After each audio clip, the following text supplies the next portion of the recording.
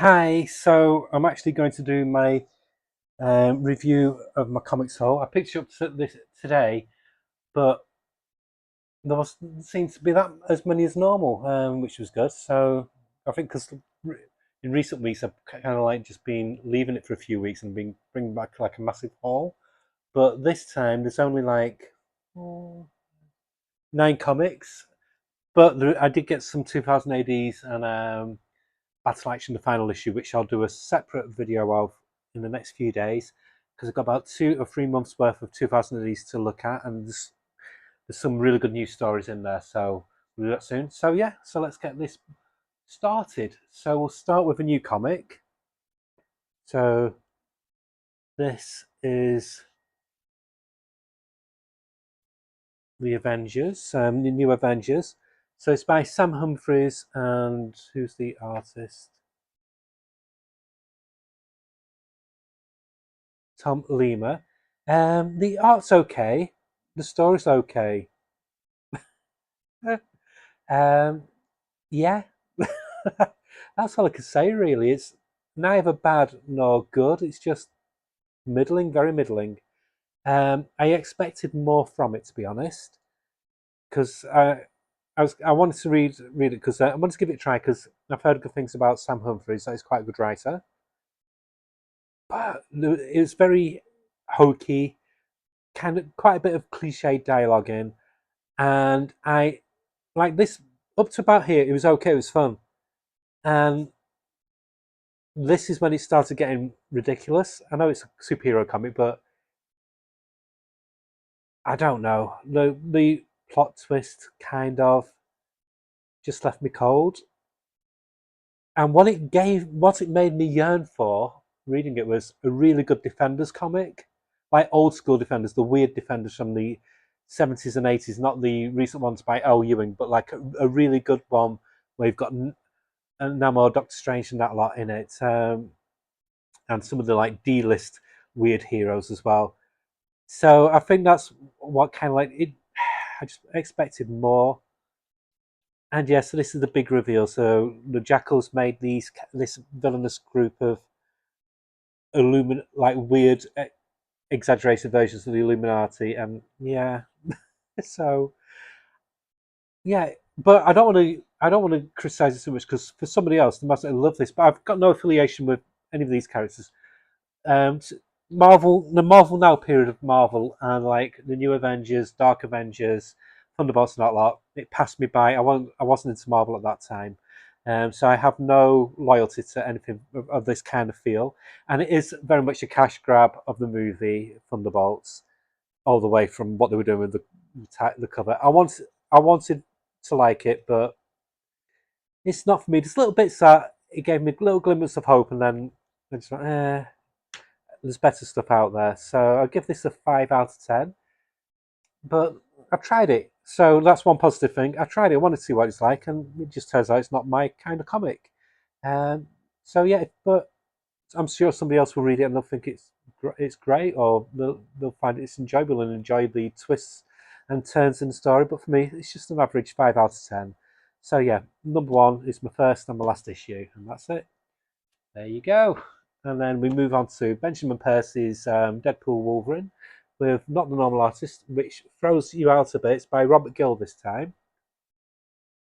The colorist is trying to mold it into the style of the original artist, but it is a bit of a jarring experience. And to be honest, it's issue 6 now of this story. It seems to be a lot happening, very busy, but at the same time, it feels like not a lot's going on. I like the dialogue because I like Benjamin Percy, but I am losing interest in this comic. And with the change in art, which was one thing that kept me coming back to it, it's not my favourite Benjamin Percy comic. I don't know. I I'm not the biggest fan of like 90s X-Men characters, which this is very much a 90s X-Men kind of comic. So I think I'll be stopping this with this issue. I'd give it a 6.5, 7 out of 10. So I'm going to stop with this issue, and I'm going to get Benjamin Percy's Punisher when it comes out instead. And I'm still loving Red Hulk, so still getting my Benjamin Percy fix. But yeah, I just feel the plot's a bit saggy, a bit bloated. So yeah. Well, I gave it a good try. Gave it 5 issues, 6 issues even. That's what I mean. It's 6 issues, but it doesn't feel like a lot's really happened. So yeah, 6.57 out of 10. But I've got to budget, and there's lots of good stuff coming out, so I'm going to stop it there. Then from that to this. So we have Absolute Batman. A new story arc begins with this one, and this is issue number 9. So this is the introduction of the Absolute version of Bane. Oh my god, I love this. This was great. This is Batman on steroids, as I've said before. But now we have Bane literally on steroids or some kind of mammoth drug. This is the closest we've come to a horror theme in the Absolute Batman comic. And this is pure Cronenberg, this splash page here. What a great titles page. And you can just see the little head just there. It's wonderful. I'm just reading the show this in the on the splash page. It makes a lot of sense in like the final few pages, what I won't reveal. And again, how does he manage to do these little panels that fit so much in and still have lots of detail? So Bruce Wayne's still hunting, trying to find his friend Croc, who's gone missing. He's enlisted the help of Barbara Gordon. I like how Barbara is introduced. Has a flashback as well to Bruce and Selena Cow. And in this version of Selena Cow, she's very, very, very rich. And yeah, it's just good. And what I like about how they've introduced Bane, they've kind of. Oh, just want to look at this splash page as well. Wonderful, wonderful splash page. You don't see many splash pages by Nick Dragotta. That's wonderful. Um, what I like about this version of Bane is they've kind of flipped it because in the regular Batman comic, Bane is very much muscle, muscle, muscle, muscle. And the flips it here. Yeah, he's got muscle here, but he is he comes across far more intelligent than this version of Bruce Wayne. Bruce is very much punch first, ask questions later, whereas Bane's the opposite. He's very calculated how he fights as well. And I like this. And Bruce basically says, "Yeah, you're doing this because you've got all these drugs pumping through you." And it's brilliant because Bane says, "This is me without my drugs. Do you want to see me with my drugs?" And that's where I'll leave it because you need to see it for yourself. The transformation is just fantastic. Body horror to the extreme. I'm loving this comic. I'm loving all the Absolute titles. The only slight negative I have is with Absolute Green Lantern because I don't like the arts very much, but hopefully it might change. But yeah, it's still reeling me in. I love this version of Bane. I'm getting a lot of pleasure from it, and yeah, I'm not trying to compare it to the other Batman comics because it's its own thing. And some people are saying, "Oh, but it's not different enough from Batman." But then when this did come out, they said, "No, it's too different from Batman." So you make your mind up. I'm just enjoying it for what it is—a fun read with gorgeous artwork. I'm having a blast, and yeah, it's an 8.5 out of 10.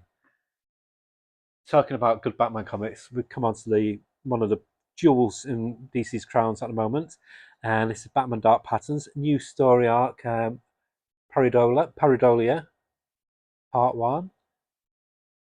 Let's just look at the arts for a bit.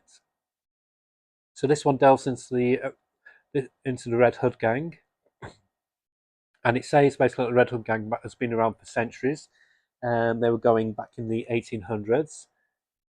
I mean, what I just want to say though is just look at this art, how Hayden Sherman's artwork is constantly evolving from issue to issue.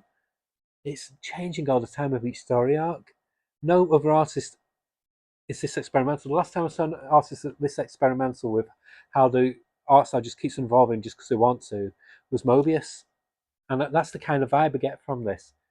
It's just this whole grid layout and everything. How he flips things around, like your perspective, how you look at things. Like, so you got this was on this building here, and then you've got him jumping down this panel here and then here. It's just wonderful. It's very dizzying, but it's a it really draws you into the comic because it's like you're trying to follow a puzzle, and it's a very very satisfying read. The dialogue is wonderful. It gave me a very pure vibe. It reminded me in some ways of the BBC's version of Sherlock, where it was Sherlock in modern day. I'd love to see this team do a Sherlock Holmes comic, to be honest. They'd be perfect on it. The dialogue by Dan Waters is just brilliant, and the art is just class. It's a perfect 10 out of 10. A wonderful, wonderful comic. Talking of wonderful comics, I got another facsimile. I last time I read this was, oh my god, 30 years ago. So, and obviously I lost a lot of comics when I got divorced and a lot of graphic novels. Um, so I'm so glad to have this back in my collection. I was talking to the shop assistant today in my local comic shop, just reminiscing about this. Oh, it's such a delight. DC really do great facsimiles, and they do it on the old newsprint, so as you get that wonderful newsprinty um, smell as well. So this is early Jeff Loeb and Tim Sale collaborations on Batman before they did the Long Halloween and other stories like this. But Tim Sale was the goat. I mean, that page, and then you have this page as well. Keeps your eye fixated on the page all the way through. So this focuses on the Mad Hatter. It's a brilliant story. It's you do yourself a favour if you've not got this in the trade paperback collection.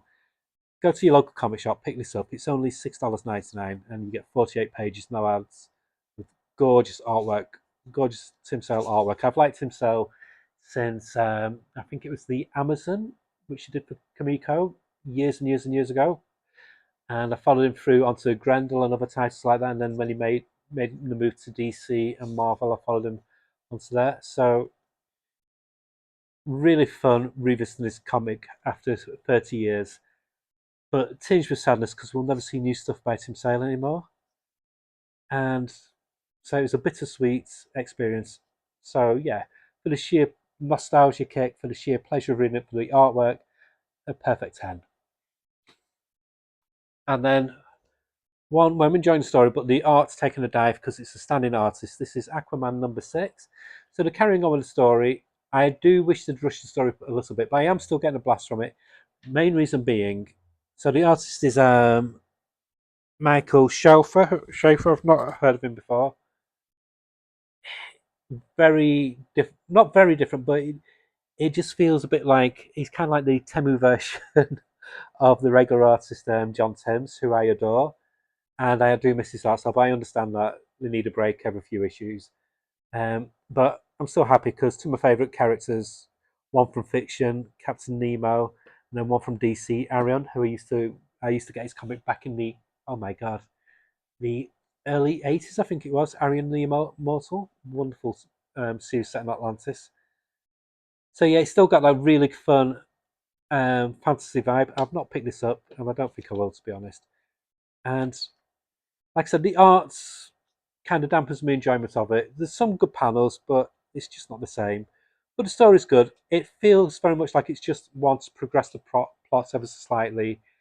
Um, so it does feel not fillerish, but it just feels a bit of like a lull in the story. So I would give this a 7 out of 10, but I think it'll pick up steam again with the next issue because I think John Sims is back on as well. But one comic that's never disappointed and always gives me pleasure is DC versus Vampire World War V. So we're on issue 10 now. This finishes in 2 more issues. And so it's kind of like turning the plot on its head now because the Vampire Nation and the remaining humans now have got to team up because they now have a new threat with Darkseid and the New Gods. And there's a big twist in it. I love Mr. Miracle, how he's portrayed in here. Wonderful. So I can't really say much about the story because there's lots of twists and turns, lots of betrayals. And what I will say though is that my two favourite characters is Vampire Damien, who's just wonderful, and I adore Green Lantern Alfred. He needs his own series, especially with oh god, so good, Baby Dead Man. just it's a real what the fuck kind of story. So I can't really elaborate more because there's some big twists. What will ruin the enjoyment of the comic if I told you about it. But there's a really nice backup story as well, focused on which surprised me. Was it Shade the Changing Girl or Changing Woman, and the original Shade the Changing Man as well. So nice tip of the hat to the young animal Vertigo stables of characters. And yeah, just a very satisfying comic. I would love this team of writer Matthew Rosenberg and Otto Smith if they were given the reins to do Justice League Dark. They would do such a great supernatural comic for DC superheroes. So DC, please watch my video and give them the keys to do Justice League Dark. But yeah, this is a 9 out of 10. It's always a fun read. I absolutely love it. Talk about absolutely loving. Resurrection Man. This is the best issue so far of this.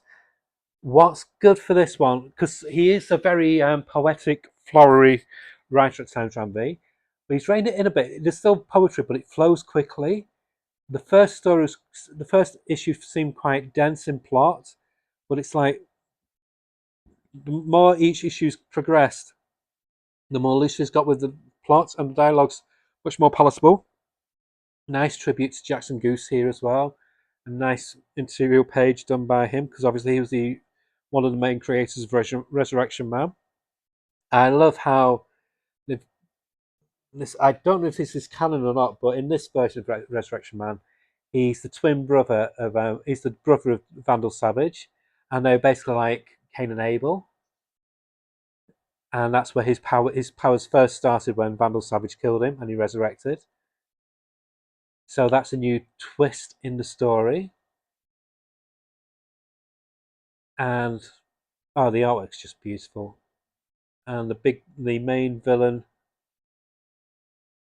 this guy here, the cannibal, the one who eats people, who ate Resurrection Man, and so he's become like this living, decaying but corpse now. Um, oh, there's a bit in here on the last page where, yeah, that was a thing. So yeah, this is gorgeous. I love this comic. The artwork's gorgeous by um, Anand RK and colours by Mike Spicer. The whole book is just a pleasure. There's no adverts. You get good back fillers showing you artwork coming in the next issue. It's just wonderful. One of my favourite comics at the moment. Um, but not as good as Batman Dark Passes, so I'm going to give this a 9 out of 10. Talk about a pleasant surprise. I didn't choose the cover. I just take whatever they put in the box for me. I'm not one who's desperate to get a particular cover on a comic. It's more what's inside that is what I'm interested in. But this makes me really happy. We're on 21 issues of Conan the Barbarian from Titan, and it's not letting up with quality.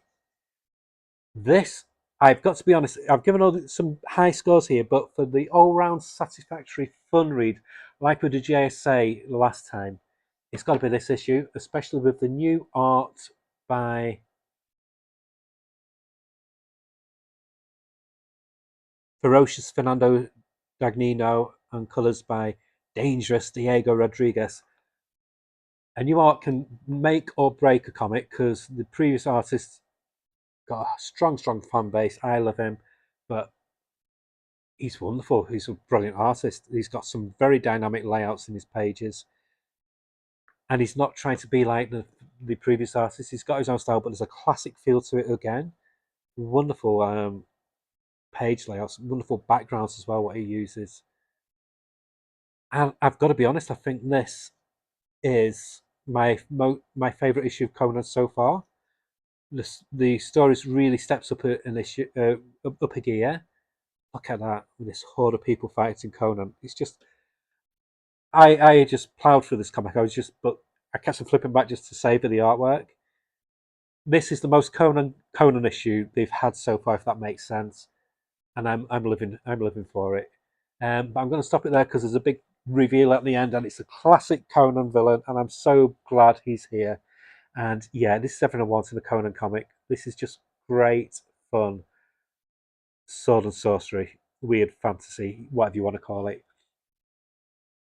Oh fuck it, it's another 10 out of 10. I'm sorry, I just don't believe in doing. I hate comic channels that are negative. If you do a whole episode that's negative, you're going to get a lot of clicks. You're going to get a lot of people liking it. But for me, it just kills my soul. I can't watch a negative video. If I watch a negative comics video, it just leaves me feeling yuck afterwards. I don't want to. I don't want to belittle comics. I love the form. There's enough people bashing comics. Even if a comic's not for me, like the New Avengers fine. I'll give it a low score, but I'm not going to belittle it because people we don't know the process behind the comic. We don't know what they've put into that comic. You know, yeah, it's not a great comic for me personally, but somebody else they could love it. So there we go. But yeah, I want to keep my comic channel positive. If I don't like a comic, I just do the thing of stopping it. I don't get the next issue, and I move on, and I try something else new. And sometimes they'll stick, and other times they'll be a no for me. It's just not my particular taste. But yeah, I like positive comic channels. So if that's for you, like and subscribe. If you want a more cynical channel, don't like and subscribe to my channel because that's not what I'm here for. I'm here for the love of comics, and I just want to share my love of comics with people. So if a comic's not my style, like this one, fine, give it a low score. Don't guess it again. Anyway, was that a rant? I don't think it was. I don't know. I just yeah, I just don't like negativity in comics. I like with the whole thing from Fuse back with Comic Skate and that lot, and oh, pe- people just calling saying that comics writers have agendas and stuff, and everything's woke this, woke that. It's like, oh, grow up! It's comics for God's sake.